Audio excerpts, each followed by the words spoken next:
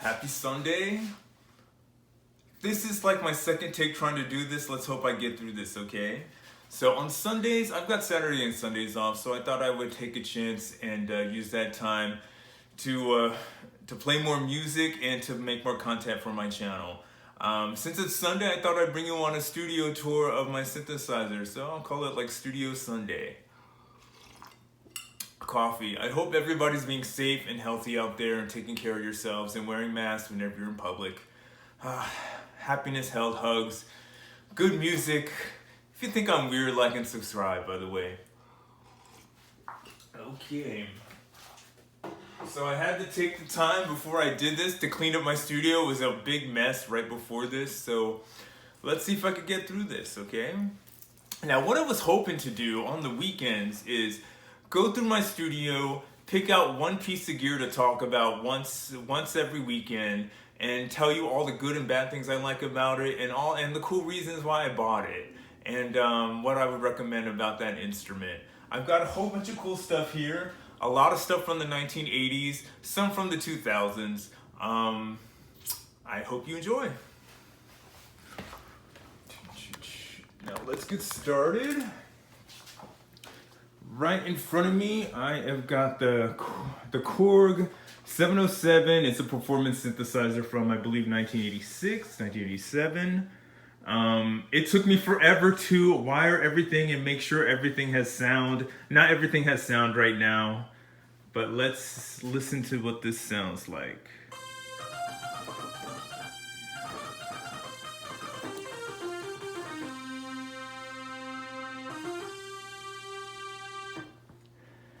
Okay, below that is the Polycork 800. I believe this is a 1985 or 1983 analog synthesizer. Let's hear how it sounds.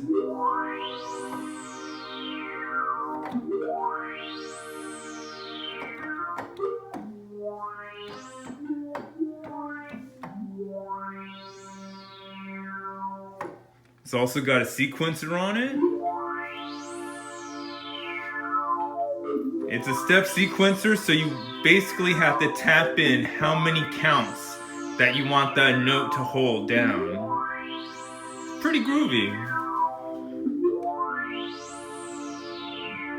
Now up top here, I have got a Yamaha DX100, which is kind of a keytar, a mini keytar for it's like a DX7 but smaller.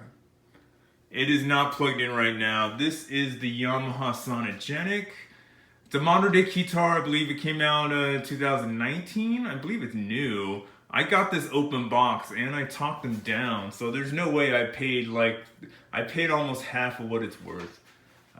Right below them, I've got two Roland Axis keytars. I believe they came out in 1985. I believe Roland's first keytar would be the MS101. That is the Behringer MS1. It's a clone of the original Roland. Oh, and by the way, on top of my Behringer is Gentleman Holograms. They're a groovy new wave cartoon that came out in, I believe, 1985. I used to have these dolls. I saw this doll on eBay, and it happened to come with a cassette. All right, so I will go back to that in a minute. That's the reason why I started to buy a Gem doll, and then it kind of just snowballed. I was like, well, if I got Gem, I might as well go get the holograms with it. Quick funny story before I go back to that. I used to have these dolls as a kid, so they all came with the cassette tape. I still have the cassette tapes, and I've been listening to those in my car, but we're in a heat wave right now in Las Vegas. I was listening into my car, but it's getting to be so hot that the labels are starting to melt off of my cassette tapes. Let me find one.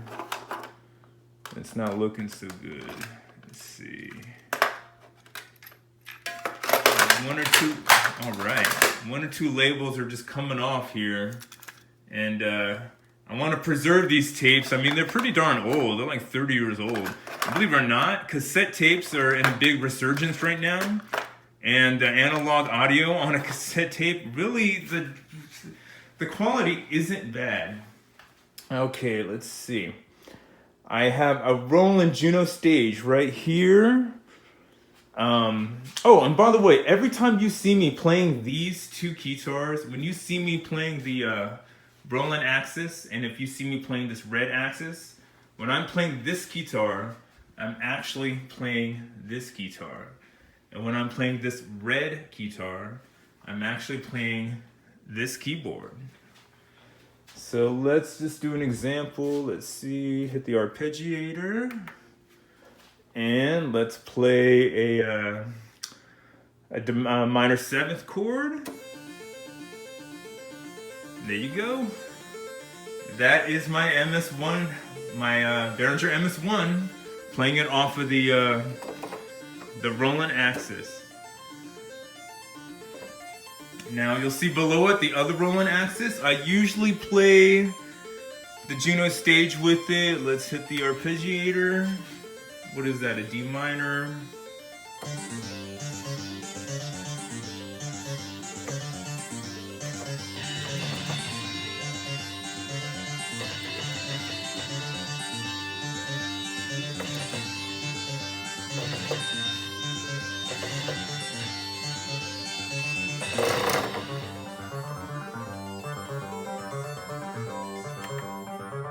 Onward.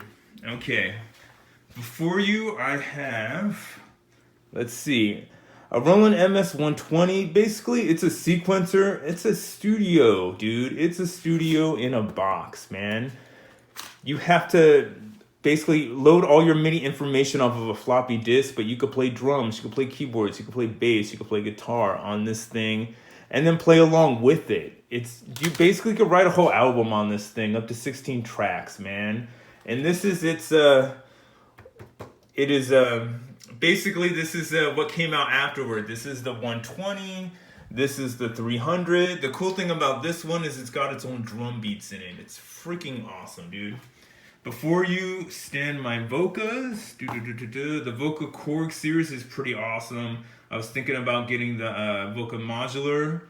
It's pretty darn cool. There's a Voca New Bass. I believe it's using the Voca New Bass is pretty awesome. I believe they're using a tube. You're supposed to use a tube in the Voca New Bass, some air tube. But basically, with the Vocas, I have them hooked up to these guys. I usually use my Voca sample as a drum set, and I use this Alesis Vortex to play this because it has all these drum pads. Let's see if I can't turn this on. The battery keeps dying on me. There you go. That's my sampler. Played off of the Alesis Vortex. Now this is the Voca bass playing off of this. This is the Korg RK100. I believe it's 1985, 1984, 1985.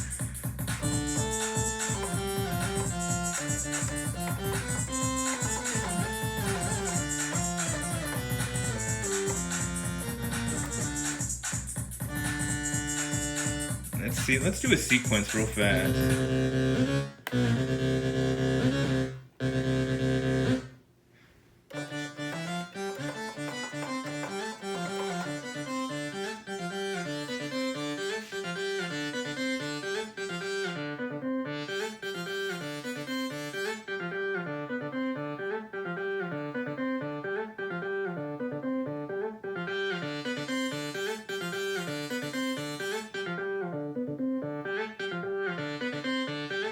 Pretty awesome if you want to experiment with analog.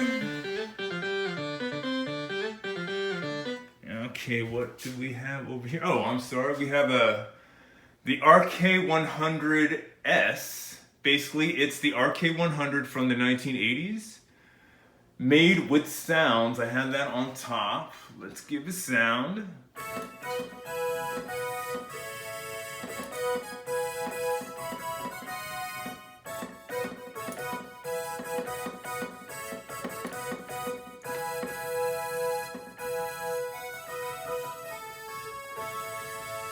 got an arpeggiator on it.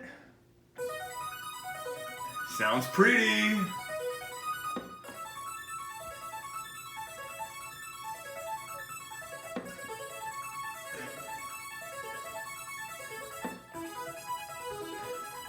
Pretty. Okay, over here, I have got the Casio MT205 and the Casio MT500. Now, these were toy keyboards that came out by Casio. Now, I didn't get them for the keyboard necessarily. I got them for the drum pads, dudes. Oh, my bad. The dolls are playing the keyboard. Okay, now let's see. I got these for the drum pads themselves. Rather than buy electronic drums, which would drive my fiance insane, I got these little drum pads just so I can drum and have fun and not be all bulked over by a whole bunch of gear. Believe it or not, the PCM sounds that are in these keyboards are pretty darn good, especially since for the 80s.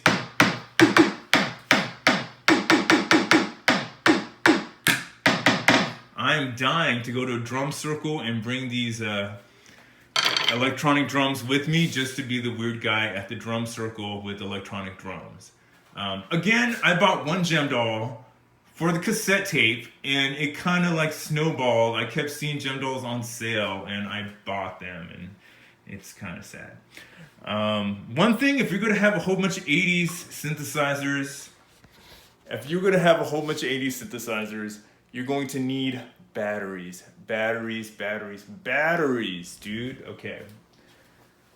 Oh my goodness. In my drawer, I've got, I don't know how many packs of C batteries. Every time I'm at the dollar store, I get C batteries. I get D batteries. You're going to go through batteries if you want to be autonomous. If you don't want to stay plugged into the wall, you're going to need batteries. Okay, in this other bottom drawer, I have all my books. I got power cables. Lots of catalog books. I love reading the manual. Such a big geek. If I was going to give any advice, if you have way too many cables, if you have a cable problem, I'm loving these. You know those things that you keep silverware in? Those plastic things? It's separating my cables so nicely, dude. So yeah, if you have a whole bunch of those little storage things for silverware, use those for your cables, man. What do I have in here? Oh, I even got an old school Walkman in there, dude. MIDI cables. I have some Barbie Clothes, don't mind me. A whole bunch of batteries, rechargeable batteries. Oh, when it comes to the Barbie Clothes, funny story. One of my managers, she restores old Barbies and she resells them, man. You can make a small fortune off of doing that. She has her own website. She has a whole bunch of followers. I think that's freaking awesome. I support anything artistic, anything retro, anything that gets people to remember happier times. And it's artistic, man. It shows how you feel about things, you know, and it shares happy memories. So like I totally support that. So my manager basically, who restores Barbies, she gave me a whole bunch of clothes because basically I bought all these clothes online, bulk, like a whole bunch of naked dolls. I don't have any of the old fashions from Gem except this one. She came with her original outfit. All of the rest were not clothed. So these are all clothes from my friend who restores Barbies or from the dollar store. Oh, by the way, on purpose, I put this one is Stormer of the Misfits. On purpose, I put that doll on her instrument. She plays this guitar. It's a green one in the show. But yeah, I put her on her own instrument. But obviously I don't play this all that much. I have to grab her off of the instrument before I could play it. But yeah, I put her on her very own instrument. Let's see. Drums. I have sequencers. Let's see. I've got the Roland PR100. It's a great, awesome 80s sequencer. Same deal with this guy. It is the Yamaha QX21. It's a great sequencer. I have a Tascam recorder, the ported recorder.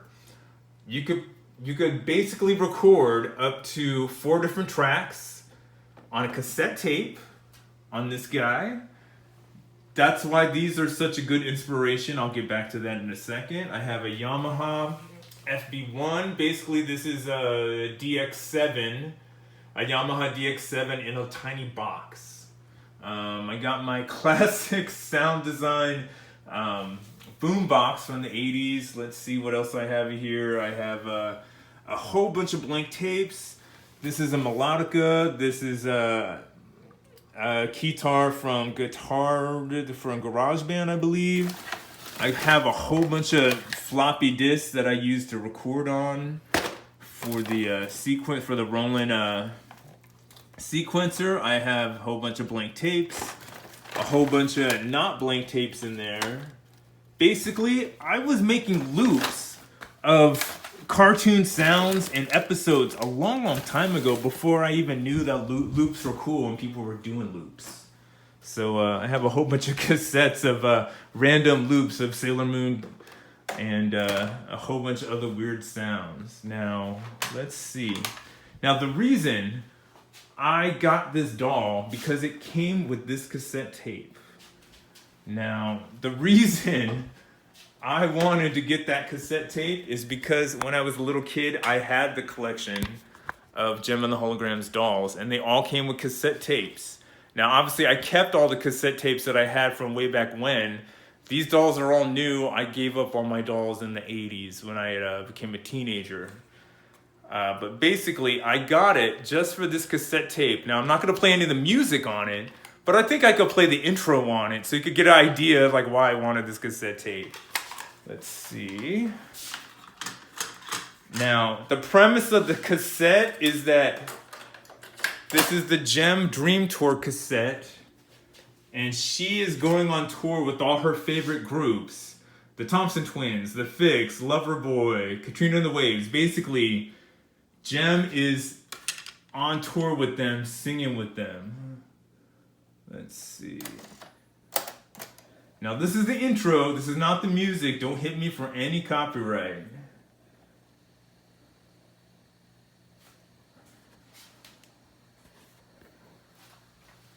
Hi, this is Jem. Everyone has dreams they would like to see come true. My biggest dream is to go on tour with some of my favorite groups. And they are all on this tape performing their smash hits. Here's our DJ to introduce my favorites. Thanks, Jem. We're going to hear songs by the Thompson Twins, The Fix, The Jets, Loverboy, Katrina and the Waves, Eddie Grant, Toto, The New Edition, and of course, Jem and the Holograms. Now let's get started with Jem and the Holograms singing one of their songs, How You Play the Game. Now that's it, man. That's how that tape goes. The entire tape is Jem and the Hologram songs with those other artists. It's pretty cheesy, but I was a little kid, dude. I bought it for the whole retro factor. Now let's see, what else do I got? A whole bunch of cables. I may have 1 or 2 keyboards hiding in the closet. I have a Roland Axe Edge here. Oh my gosh, I love this guitar. I can't even tell you. I'm so spoiled with it. It can do a lot of stuff. So, let's go back around one more time. 80s guitars. 80s guitars, 2000 guitars, synthesizers,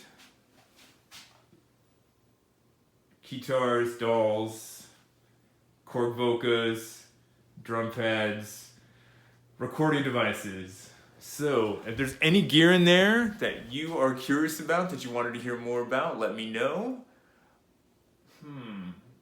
I guess I should end this with maybe a little bit of music.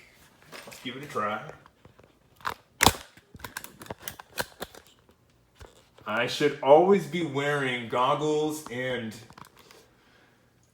a doctor's lab coat in here because I'm always experimenting. So let's see what this does.